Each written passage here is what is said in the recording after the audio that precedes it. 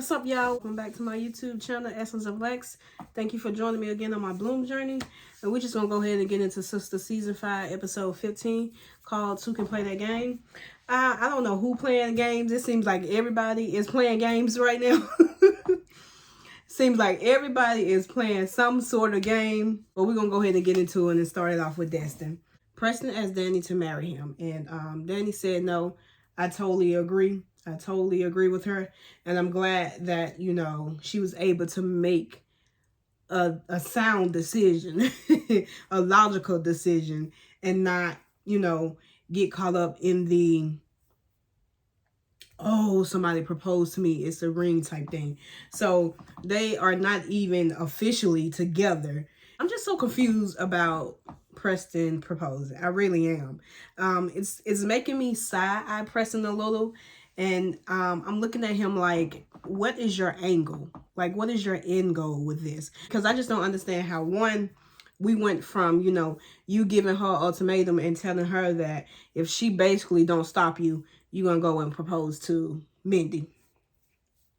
That's one. So Danny is right in assuming that that ring is supposed to be for Mindy, because that's what you told her. So she's right in assuming that. She's not wrong for assuming that that ring is supposed to be for some other woman, because that's basically what you told her. So now you have this ring and you down on one knee and not supposed to say yes to you? No, absolutely not. And on the flip side of that, I'm confused as how we go from, how about we just let it be what it's supposed to be when it's supposed to be, to you getting down on one knee and you proposing to her. It's like, I'm confused. Like, I think I saw on Twitter, I think somebody put on Twitter, do Preston has to get married to get some type of inheritance monies or something like that? And maybe so, because I am so confused why he feel like he's at a point in his life where he just have to marry somebody for at whatever cost. Because it seems like it's at whatever cost. If you was going to settle and go back home and marry Mindy when you really want to be with Danny, that's at a cost. But now you're sitting here proposing to Danny when in reality, y'all not even ready for that step. So even on both ends of the spectrum, even, you know, even with both situations, you're robbing yourself of something. It's like, did Preston listen to anything Danny said when they was just out there talking in front of her apartment? Danny basically said she don't know what she wants. She flat out, straight out told him she do not know what she want. One day she want to be with him, one day she don't. Danny do not know what she want.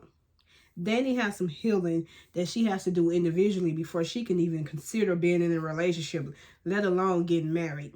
I don't know how Preston heard her say those things outside of her apartment and turn around to propose to her. I'm just confused with Preston thinking that he needs to get married right now to somebody. That's what it's coming off. Like, it don't matter who or what it is, he just feel like he's at a place to where he needs to be married. At this point, I think they playing mind games with each other. Because I'm so confused between this Destin. I'm confused between Preston and Danny. Like, it seems as if they're playing mind games with each other. But I definitely am on Danny's side when it comes to this marriage proposal thing. Definitely should be definitely a no. We'll see how the rest of the season plays out.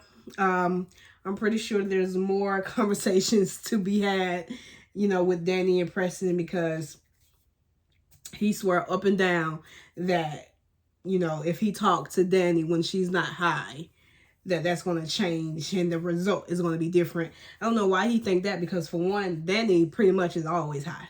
Two, the old saying, a drunk man tells no tales, you know, just because she's not high won't mean that, you know, her answer will change. It should be a no whether she's high or not, because that is a step that neither one of you is ready for. You know, but as I said, we'll see how the rest of the season go along. Who's next? Calvin and Sabrina.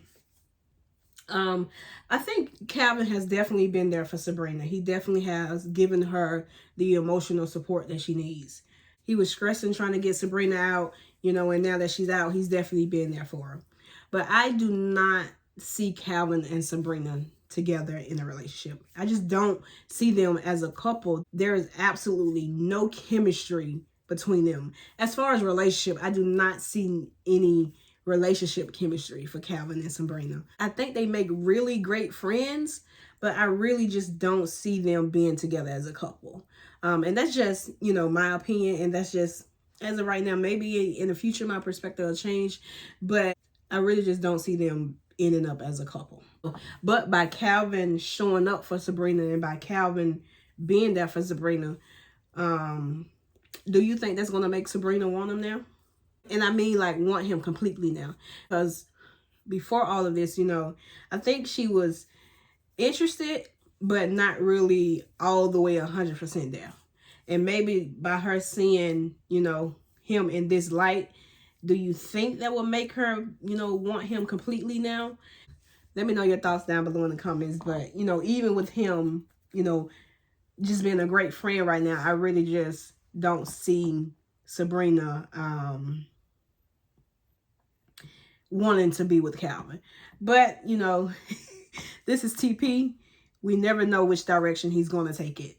Fatima's plan to get Hayden some love seems to be working a little. Seems as if Hayden is no longer interested in this little plan that he came up with Gary to force Robin out. He told Gary that, you know, that's his problem and he need to figure it out, basically. He finna go get some. So it seems to have, you know, misdirected his focus in regards to that. But when it comes to Zach and Fatima, his focus is still there. Hayden done told Tamara that he's going to sue Zach for taking his ex from him. I was laughing once I heard that because Hayden is delusional. He is delusional. It took me a minute to stop laughing when he said that because his delusion is on another level. Fatima is his ex, y'all. Fatima is his ex. Man, I don't think I heard anything else after Tamara said that he was going to sue Zach for taking his ex. After that, I was laughing so hard and for so long that I think I missed a few minutes of the next scene or whatever. We'll see if this Tamara plan, you know, works out in the end. I just hope she don't blow her. I just hope she don't blow her cover because right now, I'm still a little iffy about the Tamara situation, but we'll see how it plays out. So let's get into Zach, Fatima, and Karen. So Fatima, you know, she's wearing her ring now. And she might as well, Karen knows, so there's no need to not wear it. Even if it's only for a few hours, because it seems as if some stuff finna pop off. So, you know, she might not be wearing it for too long. But all in all, at least she's at a place to where she wants to wear it. So she's wearing her ring. So Zach tells Fatima, you know, that he's going to go and drop the papers off at Karen at the salon or whatever.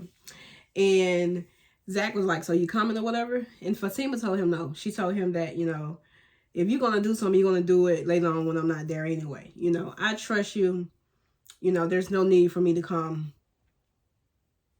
Go handle that. If you're going to do something, you're going to do it later when I'm not there anyway. So might as well just go on and let you do you. And I agree with that. And what I don't agree with is signing an agreement when we don't have a DNA test. I do not agree with that. Why do we need to draw up papers and have an agreement and sign an agreement for what else? We need a DNA test before agreements are signed, but I digress. That's what was written, so we're going to entertain it. And this shop scene that happened in this episode, I think was unnecessary. I really do think it was unnecessary. Fatima is Andy's assistant. Once Zach got those papers, he could have gave those papers to Fatima to bring it to the office to give to Andy. She's her assistant. And Karen said the day before that to give the papers to Andy and Andy will give them to Karen basically much. Karen told Zach to give them to Andy and she'll look over them and then she'll sign. How we get to Zach coming to this salon to give her the papers to sign and look over. Hey, I just feel like that's something that Fatima, you know, could have taken into office with her one morning and given to Andy. You know, one could argue that this is Zach's business and that, you know, it's his business to handle as a man. And I agree. I do agree with that. And I agree, you know, this is Zach's business and this is something he definitely needs to, you know, be the forefront of and handle. But all in all, I still think that this shop scene could have been avoided. But it happened. It indeed happened. And let's dissect it because it's going to be the start of some mess. So we're going to dissect it just a little. First, you know, Zach comes into the shop or whatever, and it seems as if Karen had a little bit.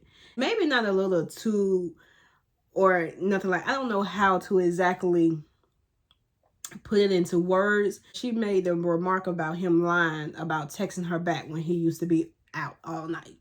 And she said something about at least admitted that you was lying. And I just feel like that all of that is unnecessary. It seems as if she can't get over the past, but she wants him. It does not make any sense to me. Every chance she get, she brings up something from the past and brings up something that Zach has done. And I don't think she's going to be able to move on until she forgive, if that makes sense. She don't have to forget, but she needs to at least forgive and not bring that up every time she sees Zach, or every chance she get throw shade at Zach. Like, no. He's moved on. You say you've moved on. Like, let's act accordingly. That leads me into this question. You know, when you're on your healing journey and you have decided to let go of a piece that you need healing from, at this point, they are no longer a part of trying to help you heal. At this point, I don't think there's nothing else Zach can do to help Karen get over this situation. You know, it's just going to take time. The second part is she was like, okay, let's go into this office. Let's go into the back office. Now, at first, you know, as the scene was playing out, I was like, oh, Jesus. Zach, don't go in the office. That's how we got here in this situation in the first place. Y'all back there in that office. I need you to stay out in front of the salon with all of these people as a witness. And it's crazy because Karen's salon normally is empty. When she's doing Sabrina hair, when she's doing Andy hair, her salon is normally empty. So on this chosen day, the salon is full of people. I know it has nothing to do with anything, but I just wanted to point that out. Did anybody else notice that? Like, they had somebody in every chair and people off to the side waiting. Coincidentally, the shop is full when Zach pops up. But hey, let's get back to this office. Karen signed the papers, or was about to sign the papers or something like that, and Zach told her that, no, you have to let Andy look over them first. He's not going to accept them if you just sign it. Why she's just signing something without reading it, I don't know. It's a little suspicious to me, but that's how it played out. But she is going to let Andy look over him or whatever. Then she goes off into this congratulations on your engagement and fatherhood and all of this stuff, and how she thinks the letters helped her, and she thinks that, you know, things are starting to feel lighter to her. All of that. Okay, cool. Right now, it seems as if she's moving along. You know, that's just how it's playing out right now. It seems as if she's moving along. Yeah, initially I was like, yeah, please don't go back there in that office. But the picture that was taken outside of the office where everybody could see. So it's like Zach can't win for losing. Either way it go, it seems like some stuff was going to pop off.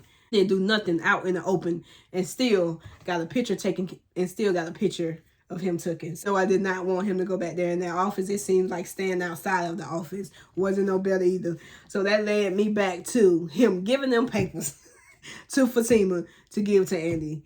But now we in this situation. Now, what was suspicious to me? I'm not accusing nobody of anything. But what stood out as suspicious to me is that, one, Karen wanted to go back there to the office so that she's not, I guess, talking about this in front of, you know, the people in the shop. So she went back there in the office to talk to him. So she could have gave him a hug and a kiss when they was back there in that office and they was talking. That's number one. Two, what made you wait till he was leaving to stop him and give him a hug and a kiss on the cheek? Suspicious to me. Definitely suspicious to me. Like I said, I'm not going to accuse nobody of anything, but it's definitely a situation where I would kind of side-eye Karen. You know, because like Zach told her, you know, how you just do a 180 like that? You just blew up and told me yesterday that it was effed up that me and my fiance are happy. You just said that yesterday. Now today, you want to hug and kiss me? Tell me Fatima is a cool chick? You want to congratulate me on my engagement? A lot of things are happening that are, you know, will make me side-eye Karen. You know, like I said, I'm not accusing her of anything. You know, Zach even was a little, you know, suspicious of that. You know, so like I said, I'm not accusing nobody of anything, but she did a switch really fast. Extremely fast, if you ask me. Me finding out that they were engaged, you know, really was the last thing she needed to hear and see to move along in her healing journey. The way that scene at that shop was, Zach was set up. I just don't know by who. I don't know by who. But now there's a photo of Zach and Karen. In this photo, it seems as if Zach and Karen is kissing. Now, we know how the scene played out. I don't think Zach or Karen did anything wrong. From what we know and what they showed, Zach and Karen did not do anything wrong. From right now, it seems as if this was Karen's closure talk. Yeah, I know she don't have to talk time and time again, but it do seems as if it was Karen closure talk. So we saw how the scene played out. We know they didn't do anything wrong. We know they didn't, you know, kiss on the lips. So who took the photo? Who took the photo? Somebody at the shop took the photo, sent it to Angela. Now Angela has shown Fatima. Whoever took the photo is messy. Period. Because if you was there at the shop, you noticed that they was probably back there in that office 3 or 4 minutes, came out, hug, kiss on the cheek. Strictly platonic, nothing happened. They didn't do anything wrong at all. So whoever took that photo is messy. Now my question is, who took the photo though? Who took the photo? That is my question. Who y'all think took the photo? Let me know y'all thoughts, y'all theories. I know by the time I upload this, you know, the next episode would have been came out. But still, let me know what you was thinking, you know, as you was watching this episode. Let me know who you think took the picture. Let me know, you know, your theories, your thoughts, your perspective on everything. Do you think Zach and Karen did something wrong? That picture is about to cause a big boom from everybody. But I do have like a second perspective. You know, one, should Zach have turned around to come give her a hug? I would say no. I don't think he should have turned around and came back and gave her a hug. You know, the kiss on the cheek was definitely unexpected. He didn't know that she was going to do that. But he did know he was turning around and coming back to give her a hug. With everything that's going on, you know, I don't think he should have turned around and gave her a hug. You know, I think I would have just been a little more cautious. For one, Belinda. For two, your fiance just told you that she wasn't okay and that you've known all along that Karen is a trigger for her. I just would have been a little bit more cautious in this. Like I said, he didn't do anything wrong, but just a little more caution when it comes to Karen until she's at a state of completely healed and moved on and don't want him. But because he knows that she still wants him pretty much, I don't think I would have went in for a hug. As innocent as it may be, you know, I don't think I would have went in for a hug. And, you know, on the flip side of that, on Karen's side, she shouldn't have kissed him on the cheek. He's not yours anymore. But you kissing him on the cheek, knowing that he's engaged and knowing how things have been going lately, she should keep her lips to herself. That's definitely something that she shouldn't have done. The hug, okay, cool. But kissing him on the cheek, Nah, I don't, like I said, I don't think she did anything wrong. And right now it's not looking, even though things are suspicious, it has not been proven that she did anything malicious. As innocent as the kiss on the cheek may have been, it's still boundaries. Boundaries have to be set between Karen and Zach.